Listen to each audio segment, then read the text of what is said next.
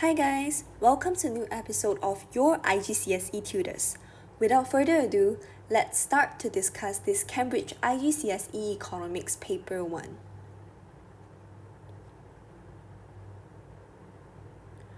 Question 1. What has an opportunity cost in consumption? So first, the definition of opportunity cost is the next best alternative given up by making a decision. So when you consume it, in order to consume, you need to give up something. So let's see the answer. Air, food, seawater, sunlight. Only food has an opportunity cost. So we know that B is the answer. Whereas the three other answers, air, seawater, sunlight, they are classified as free goods. So they have zero opportunity cost. Okay, so moving on to question 2. In which case is it possible to set the level of reward before the production takes place for the first factor of production, but not for the second factor? Okay, so let's underline the keyword.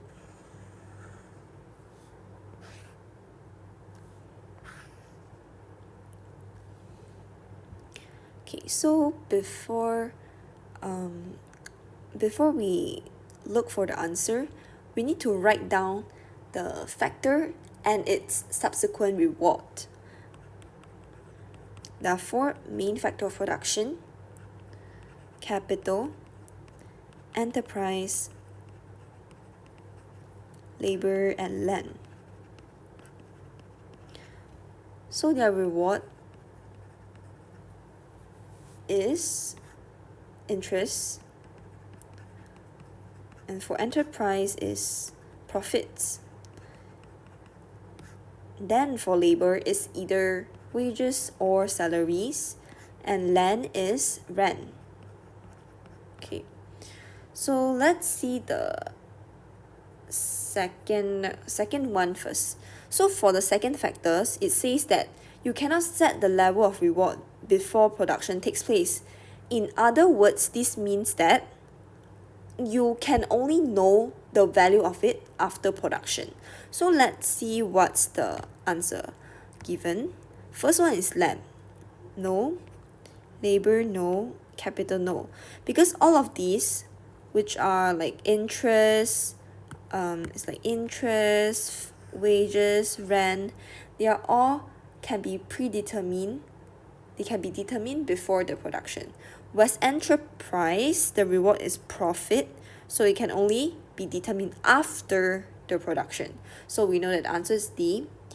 And yes, the first factor, the reward can be set. So there are three that can be set, except for enterprise. So the answer is D. Moving on to question 3. The diagram shows the PPC for an economy. Which cost can be determined as the economy moves along its PPC from point X to point Y? Okay, so first we can see that the opportunity cost, it's moving towards consumer goods, right? As you can see, if you're not sure, you can always draw a graph to determine. So you can see clearly that from X to Y, the capital goods decreases and the consumer goods increases as it moves right towards the graph. So the answer is the opportunity cost of producing more consumer goods.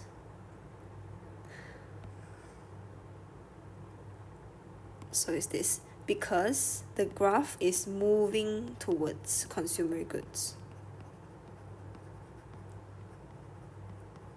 So obviously this is the opportunity cost of producing more consumer goods.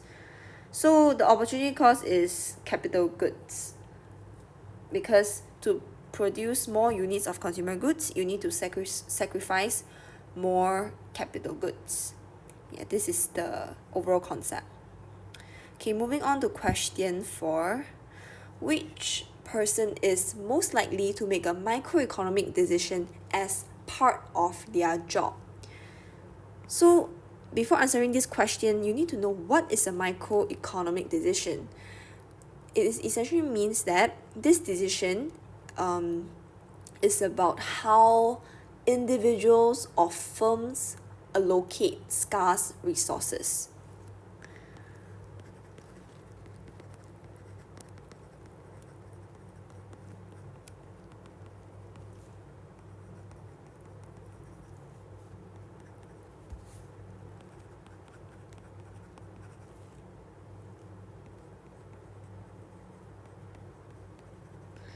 Okay, so the question says as part of their job. So this is part of their job scope.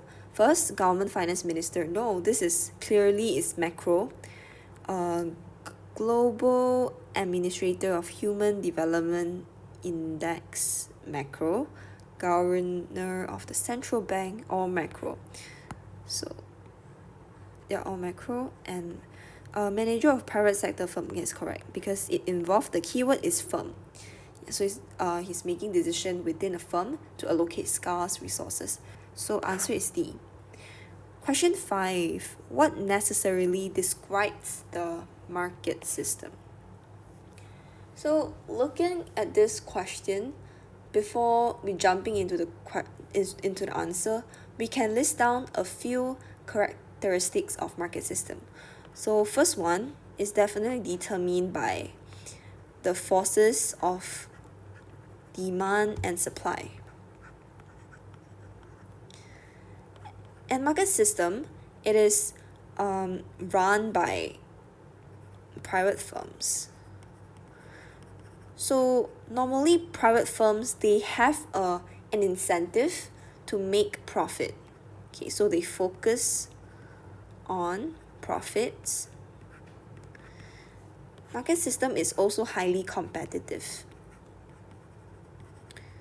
So usually as the firms compete with each other, that they have the incentive to increase to improve their quality of products. So this improve the overall efficiency. Okay, let's see. A, all resources used to produce consumer goods. Not necessary. They can produce capital goods as well. B, an economy with both a private and public sector. No, market system is only private, so public sector is wrong. C, limited resources but unlimited wants. No, this is the basic economic problem. D, resources allocated to demand and supply. This is correct as what we have identified here. Okay, so answer is D. Moving on, question 6. The diagram shows the demand for and the supply of a product. The original equilibrium is at X. Okay, this is the original equilibrium. Which point indicates the new equilibrium position if there's an increase in the price of a close substitute for the product while other things remain the same? So there's only one changes happening in this question. So when your price of the substitute increases, this will reduce the demand of substitute and hence increase the demand of the product. I'll just write D of the product. Okay, so we know that when demand increases, the demand curve will shift rightwards. Okay, so it's gonna be like this to here. So see, the new equilibrium point is this. So the answer is C. Question 7. A firm has the following supply schedule. What is the price elasticity of supply of the good as the price increases from $5 to $10? Okay, so 5 to 10, so this is the direction of it. And most importantly, you need to know the formula, and then you just plug in the value and calculate. So the formula is this: PS equals to the percentage changes in quantity supply divided by the percentage change in price. So you can also put in this So you just plug in the value. So let's identify. P1 is the original price, P2 is the new price, Q1 original, Q2 new quantity.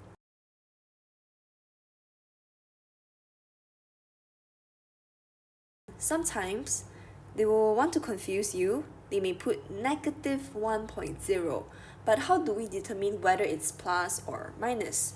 Because this question is about supply, and we know that the law of supply tells us that as the price increases, quantity increases as well. So it's a positive change. Question 8. Why does a government provide certain goods and services in a mixed economic system? So first, the basic features of mixed economic system is that there's a government intervention. There is also a private firm. There's many private firms. Okay, so there are mixed, both private and public sector. Okay, so A.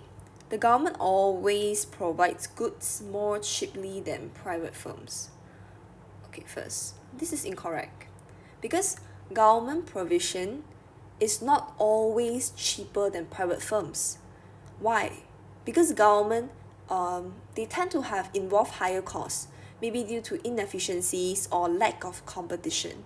But what we see is that private firms, that they're driven by profit motive, so they can operate more efficiently and sometimes provide goods at lower costs. So for this answer, I'll say that private firms will have lower costs, usually in most of the cases. Okay, B. The government considers only private costs and private benefits. Okay, this is also wrong, because government aims to maximize social welfare. So they will consider both private, external, and social costs and benefits. So basically they will consider a lot of things. Unlike private firms, they only aim to earn profit. So they will value private costs and private benefits. So this should be the firm and not the government. So this is also wrong. Alright, question C. The government provides goods to prevent the development of monopolies. Okay, this is also wrong, because providing goods is not the main the development to prevent the development of monopolies is not the main reason why government provide public goods to the citizens. Instead, governments usually they will use regulations to prevent monopolies. Okay, instead they use regulations to control monopolies. Okay, and D. The government provides public goods because private firms cannot charge for them. Yes, this is correct. Because in a mixed economic system, government provides public goods because private firms often lack the incentive to produce them. This is because due to the nature of public goods, the two key characteristics is that first, it is non-excludable, so people cannot be prevented from using the good even if they don't pay for it. And second element is that it is non-rivalrous, so one person using it does not reduce the availability to others. Okay, so an example of public good is like street lighting. For example, there's a street lighting on highway, you cannot prevent others from using it. Yeah, so due to the nature of it, private firms, they cannot directly charge the users and make a profit, so they don't have the incentive to provide these goods. This is why government steps in to ensure these goods and services are available to society. Yeah, but because if government don't provide, then no one is going to produce street light or national defense, lighthouse, or public parks. These are some examples of public goods. So D is the answer. Okay.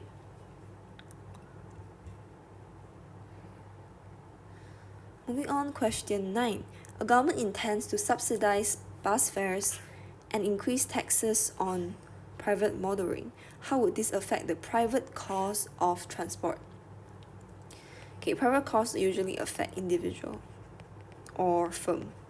Okay, in this case it's individual. So for motorists, because increased taxes, of course the cost will increase. Bus passengers, due to subsidy, it will reduce the cost. So this question is very straightforward. Alright. Question 10. What is not a function of money? So we need to know there are four main functions of money. First, it acts as a medium of exchange. Secondly, it is a store of value. Okay.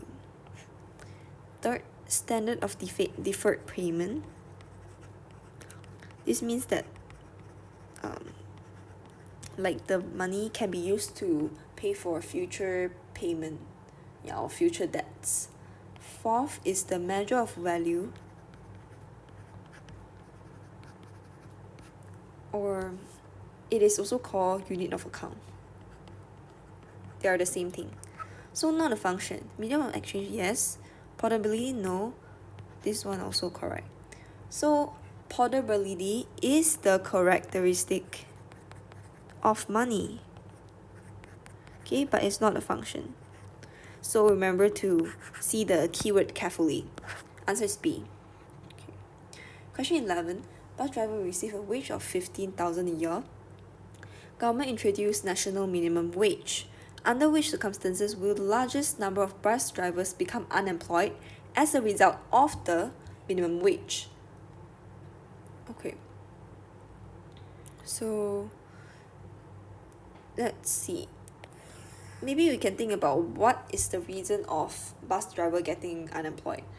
It's because national minimum wage often increase the cost of firm, because for example, the original wage is 15,000, but minimum wage can be 18,000.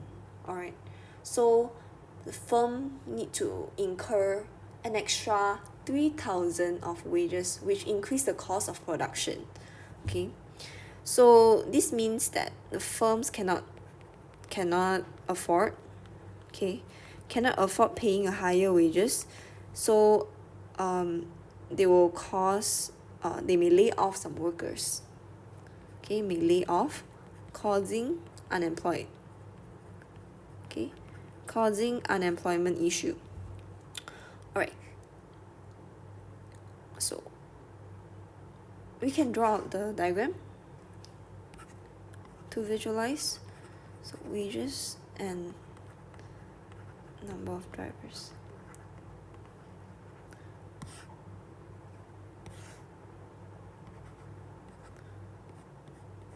So this is the original wages, and this original quantity, number of drivers. Okay, so when we impose minimum price, it's always above the equilibrium, remember? Okay, and this part is what we call a surplus. Surplus means supply is more than demand. Okay, because you see this, if I draw down, supply is more than demand, so this QS, this is QD, more than demand. Alright, okay, so national minimum wage, of course it needs to be imposed above 15,000 to be effective. Demand for bus travel, okay, so what you can see, it is unchanged.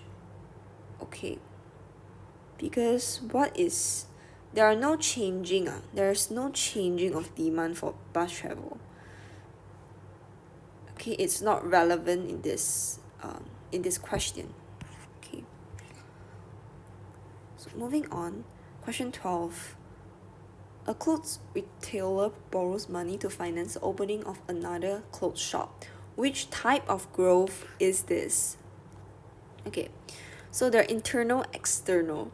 First, we need to know that internal is that the firm expands through using their own resources. For example, they use the money to open new branches. Alright, not necessarily that they need to use their own money, but it's that they expand themselves, so there's no involvement of other firms, but external involve other firms. So this can take forms like taking over or like merger. Okay, so horizontal means that the firm expand into new market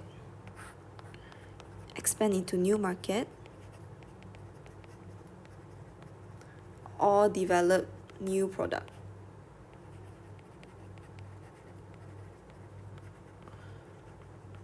But vertical is to expand into different stages of production. So this involves like backward and forward vertical.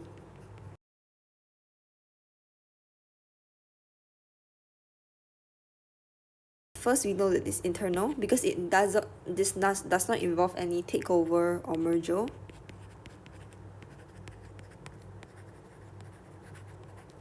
Okay, and then it is horizontal. Okay, because it's just opening another clothes shop. So it's essentially the same, but they develop into new market. For example, initially they based in New York, but they opened another clothes in California. Moving on, what is meant by internal, this economies of scale? So internal means within the firm. This economies of scale means that as the production size increases, the average cost of production also increases. Okay, you can see that production size increase, average cost of production also increase. So let's see the similar answer. Average cost for the firm increases when the firm output increases. So C is the answer. Remember, it's not the industry because it's internal, so it's specific to a particular firm. Okay, question 14. A food processing firm decides to change from a labor-intensive production method to a capital-intensive production method. So labor-intensive involve wages, workers, so need to pay wage. What is likely to decrease as a result of this change?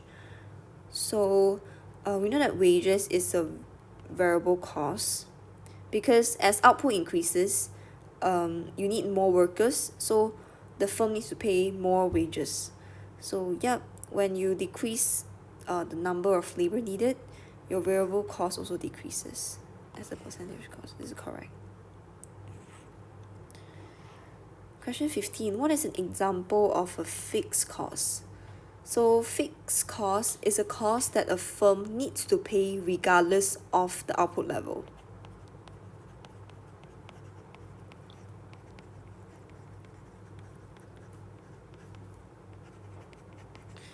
So what are the examples? So it's insurance. Okay, so ACD, the all variable costs because it depends on the production. Okay, question D. What is the definition of profit maximization? Okay, this is straightforward. The firm is making as much profit as possible. That's correct. Because maximize, so they are making as much as they can.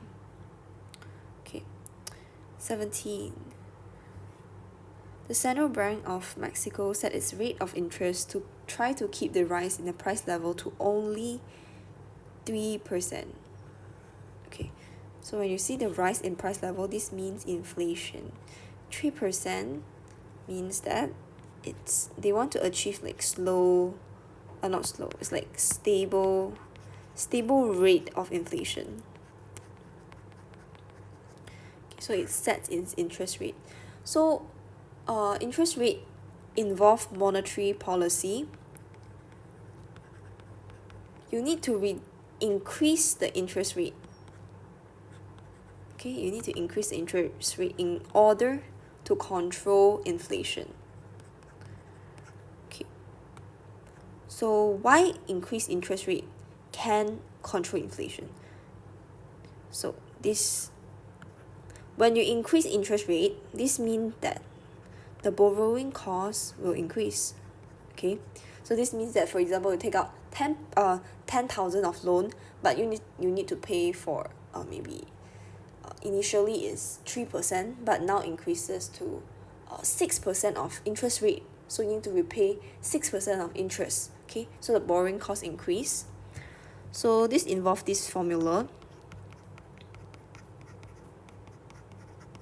It will deter firms from making an investment because borrowing becomes expensive. Also deter consumption. So less people take out loan to buy like big items like cars, houses. It also reduces government spending. So yeah, this is the logic behind, but the government aim is to control inflation, so low inflation. Question 18. The table shows the forecast for government budget for year 1 and year 2. Okay, so what does the forecast government budget for year 2 show? So we need to know the basic concept. Budget deficit means that government spend more than they earn. Okay, and surplus just means that government earn more than they spend. So year 1 is, we need to identify. So there's the difference of 10. We see that spending is more than revenue, so it's a deficit. Second year, the difference is 5, and there's also a deficit. Okay, so budget deficit increase or decrease? Decrease, because the difference from the budget deficit difference dropped from 10 to 5.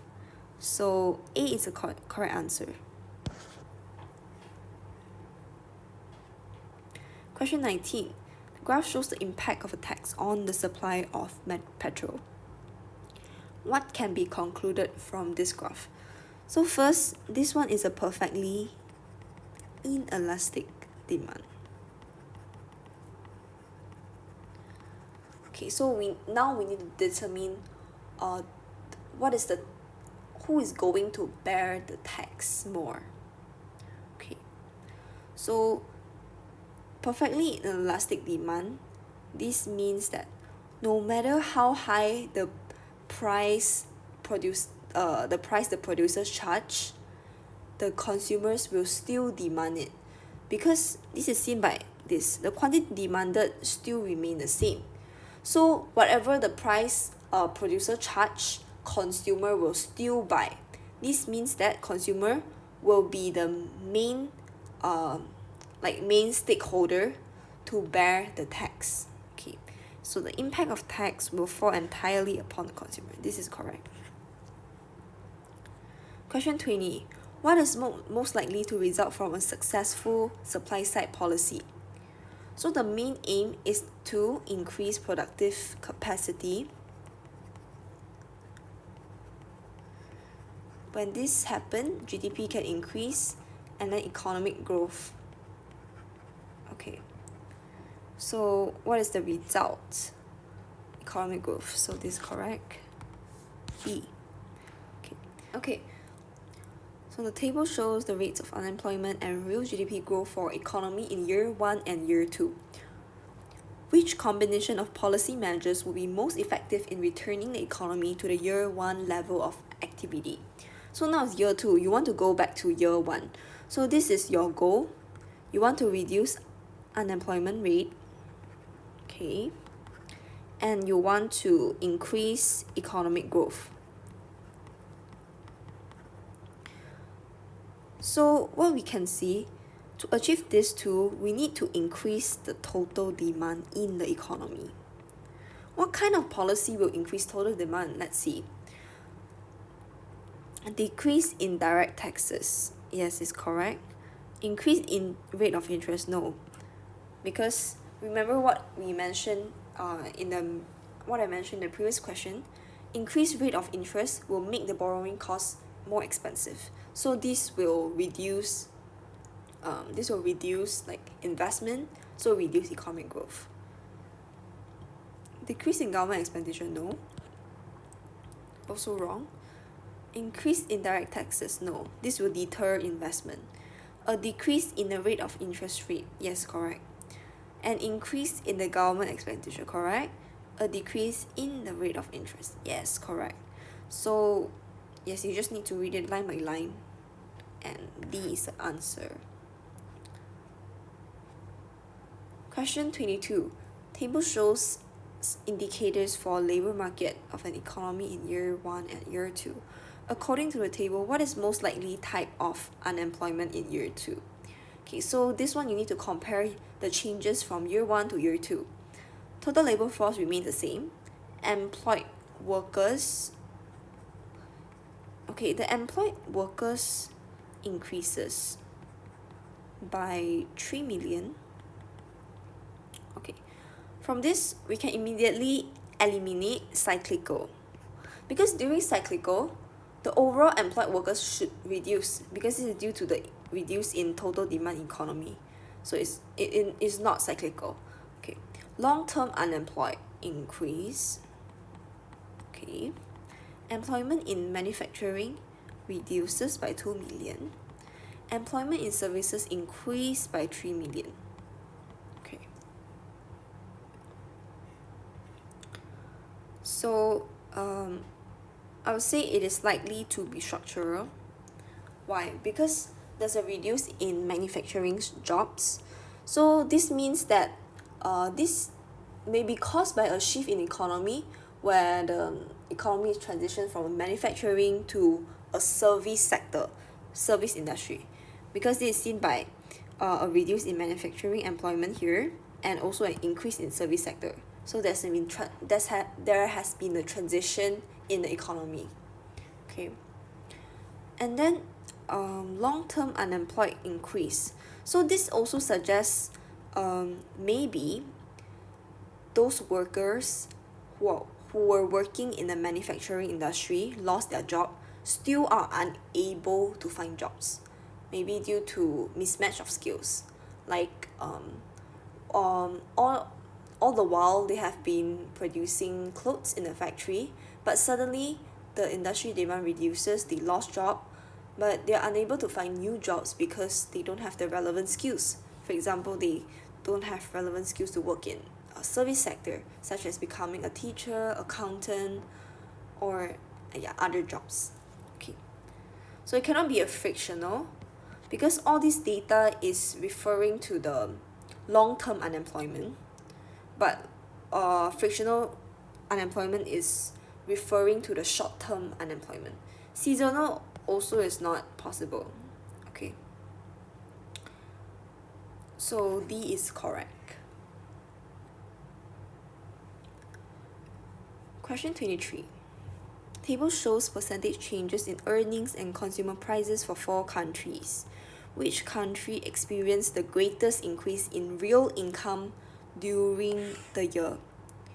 Okay, so real income, you use your total earnings minus the consumer prices, then you will get your real income. This is the percentage change. Okay, so you just use the first one minus the second one, so I get plus 3, positive 2, positive 3.5, and 0. So this one is the highest increase. Okay, so C is the answer. Okay, question 24. The table shows the distribution of income as measured by GDP for 3 countries in a year.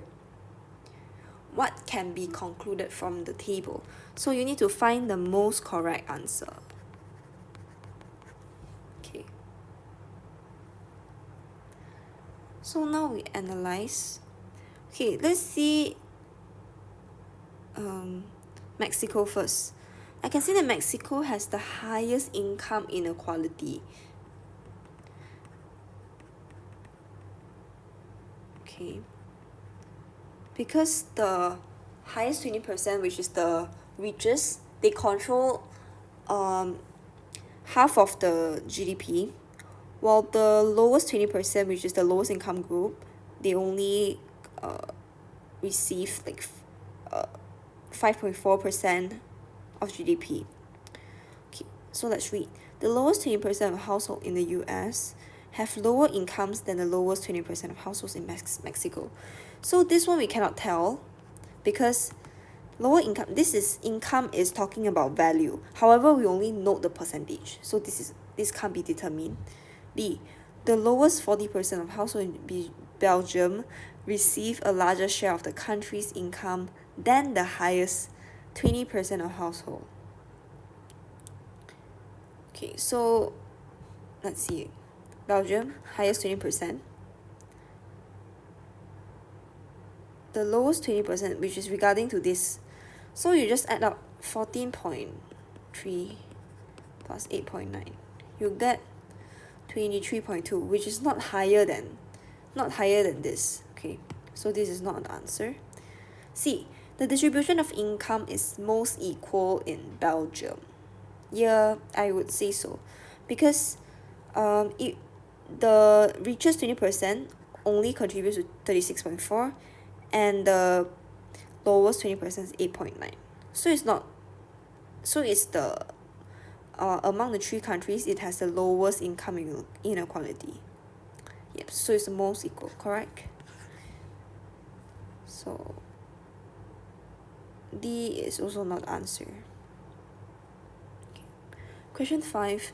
The number of people in relative poverty in a country is decreasing. Relative poverty regarding to the standard of living.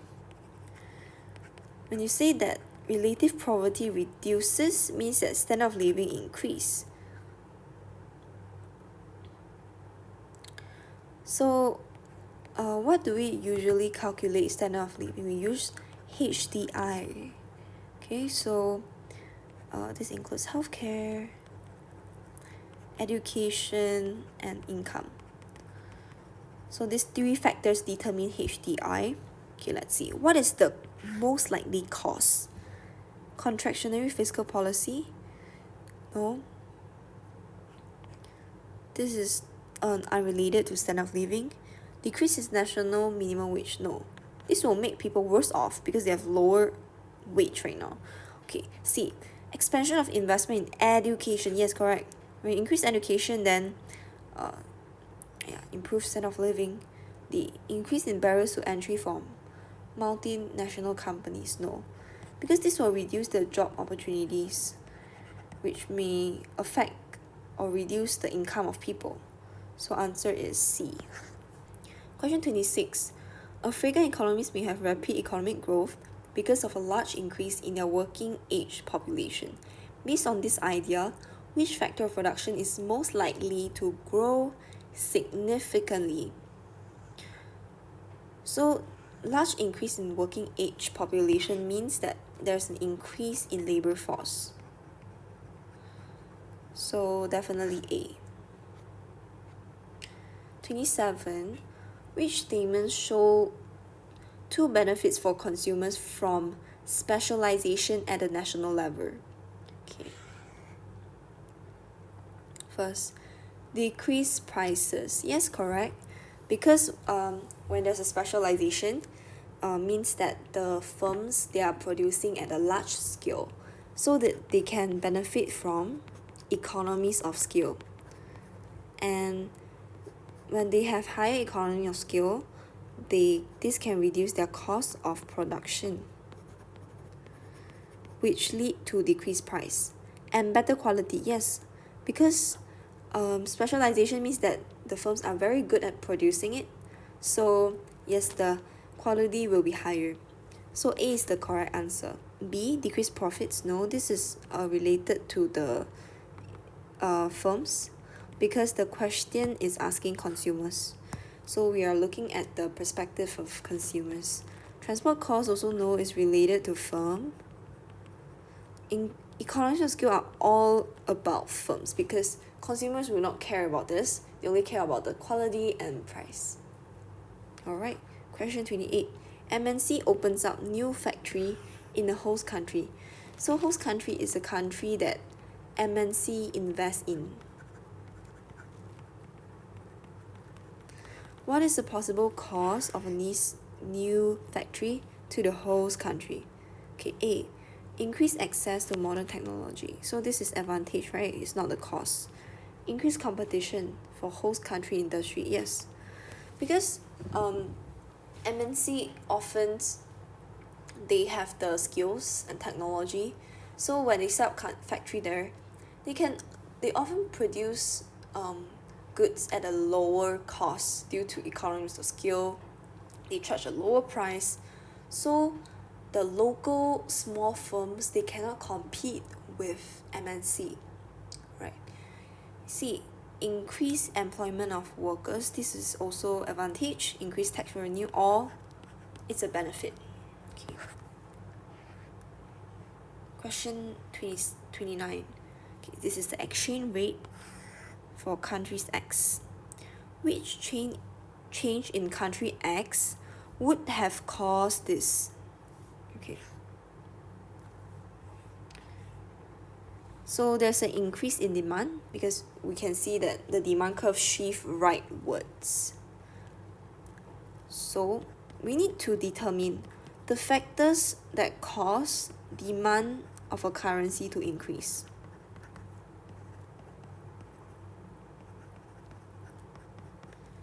Okay.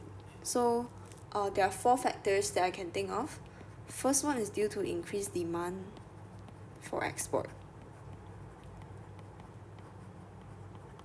Because foreign consumers, when they want to buy, let's say, US goods, they need to use US dollars. So the demand for US dollar increase, and FDI increases, foreign direct investment.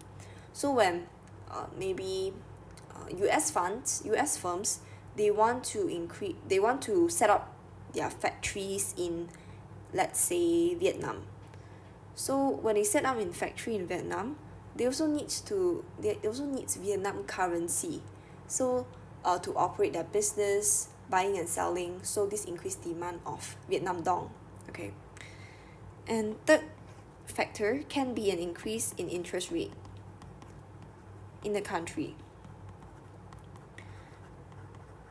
So this will attract foreign investors who want to invest in a country's currency because they can expect a higher rate of return. So this increases the demand for the currency. Fourth is the speculation of good returns from the currency. So it's like similar to the factor 3. Alright, so we can see that a rise in its export of services. This is similar to the demand, the first factor. Okay, so C is the answer. Last question. What is most likely cause of an increased current account surplus in a country?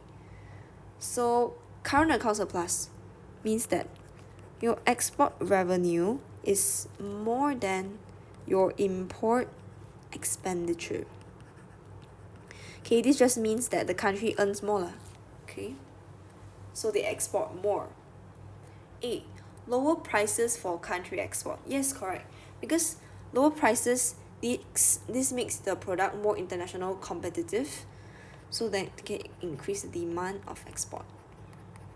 Because the foreign consumers find it cheaper to buy, so increase export revenue. Higher exchange rate for the country, no. Because when a country's currency is stronger, it is more expensive to export. So this will reduce net export. C, economic growth in the country. No.